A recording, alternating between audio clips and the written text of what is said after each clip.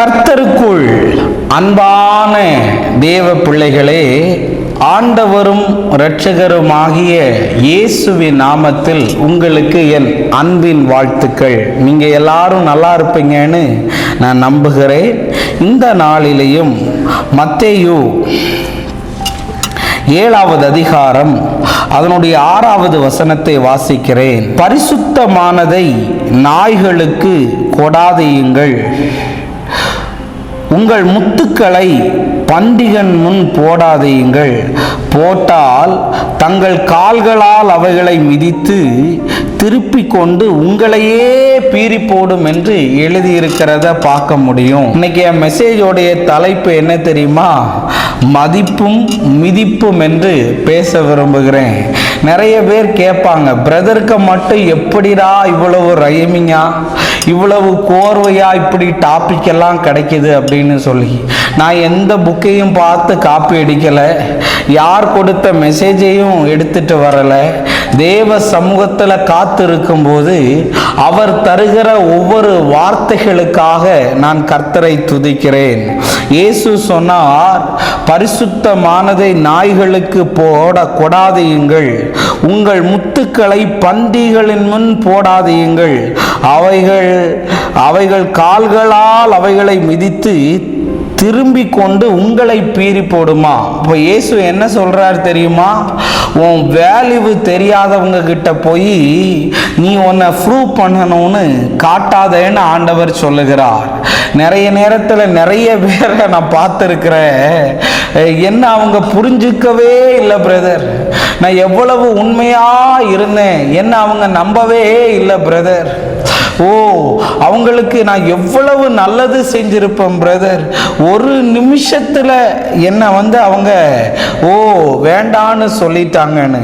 இன்னைக்கு யாருகிட்டையும் போய் நிறைய பேர் பிச்சை கூட எடுக்கிறான், அது அவனுக்கு ஒரு தொழிலா இருக்கலாம். நிறைய பேர் அன்புக்காக பிச்சை எடுக்கிற மாதிரி எடுக்கிறாங்க. என்ன நம்பு, என் கூட நீ பேசு, எனக்கு நீ இதை செய்யுன்னு சொல்லி. இது எவ்வளவு வேதனையான காரியம் இல்ல? இன்னைக்கு ஆண்டவர் சொன்னாரு, பரிசுத்தமானது ஒண்ணு உன் வாழ்க்கையில இருக்கு, ஒரு பெரிய முத்து. நீ இன்னைக்கு கடலுக்குள்ள மீன் பிடிக்கிறவங்க ஒரு ரகம், கடலுக்குள்ள போய் ஆராய்ச்சி செய்யறவங்க இன்னொரு ரகம். ஆனா கடலுக்குள்ள போய் நிறைய பேர் முத்தை எடுப்பாங்க பாத்தியா, அது உயிர் கூட நிறைய நேரத்துல போயிரும். அந்த அளவுக்கு வேல்யூவான நீ மற்றவங்க கிட்ட போய் உன் டைமையும் உன்னுடைய காரியங்களையும் நீ போய் சொல்லி அன்புக்காக பிச்சை எடுக்காத, பாசத்துக்காக பிச்சை எடுக்காத. நிறைய பேர் சொல்லுவாங்க, என்னை கொஞ்சம் லவ் பண்ண மாட்டியா, என்னை கொஞ்சம் நேசிக்க மாட்டியா, என் கூட கொஞ்சம் பேச மாட்டியான்னு. இன்னைக்கு பேசலைன்னா சாப்பிட மாட்டுக்க, கையை கிழிக்கிற, காலை கிழிக்கிற, லாஸ்ட் உயிரையே விட்டுற.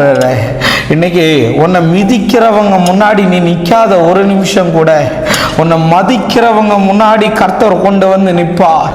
ஒருவேளை இன்னைக்கு நான் எல்லாராலையும் மிதிக்கப்படுகிறேன் பிரதர், எல்லாராலையும் நான் அவமானப்படுத்தப்படுகிறேன் பிரதர், எல்லாராலையும் ரொம்ப கேவலமா இழிவுபடுத்தப்படுகிறேன் பிரதர், ரொம்ப மன அழுத்தத்தில் இருக்கிறேன். நீ எல்லாம் ஒரு மூஞ்சா, இதெல்லாம் ஒரு மூஞ்சா, இவளுக்கு அழகு இல்லை, படிப்பு இல்லை, திறமை இல்லை, நீ எல்லாம் எதுக்கு உயிரோட கூட வாழ்ற, உன்னையெல்லாம் கொன்னு போட்டா கூட கேட்க ஆள் இல்லைன்னு சொல்லி நிறைய பேர் இன்னைக்கு மதிப்பு இல்லாம வாழ்றீங்களா? இன்னைக்கு உங்க டைமை வேஸ்ட் பண்ணாதீங்க. ஆண்டவர் நிறைய காரியத்தை கற்று தந்தார் எனக்கு. அவர்களை எல்லாம் விட்டு விலகி வர தேவன் எனக்கு உதவி செய்தார். ஒரே ஒரு காரியத்தை தான், உன் வேல்யூ தெரியாதவங்க கிட்ட போய் உன்னை ப்ரூவ் பண்ண நினைக்காத, மீதிதான் வாங்குவேன். அதனால நீ தைரியமா இரு, கர்த்தர் உன்னை மதிப்பாரு, உன்னை உயர்த்துவாரு. நம்ம ஜெபிப்போம். அன்பான நல்ல ஆண்டவரே, இந்த நேரத்துக்காக உமக்கு நன்றி ஆண்டவரே. இன்னைக்கு பன்றிகளின் முன் முத்தை போடாதே என்று சொன்னீரே, அந்த வார்த்தை எங்களை நோக்கி வருகிறது. இன்னைக்கு அன்புக்காக ஏங்கி, பாசத்துக்காக ஏங்கி ஆண்டவரே வாழ்க்கையை துளைத்திருக்கிற பிள்ளைகளுக்கு இந்த வார்த்தைகள் கிரியை செய்யட்டும். இயேசுவின் நாமத்தில் வேண்டுகிறேன் நல்ல பிதாவே. ஆமேன், ஆமேன். God bless you. கர்த்தர் உங்களை ஆசீர்வதிப்பார்.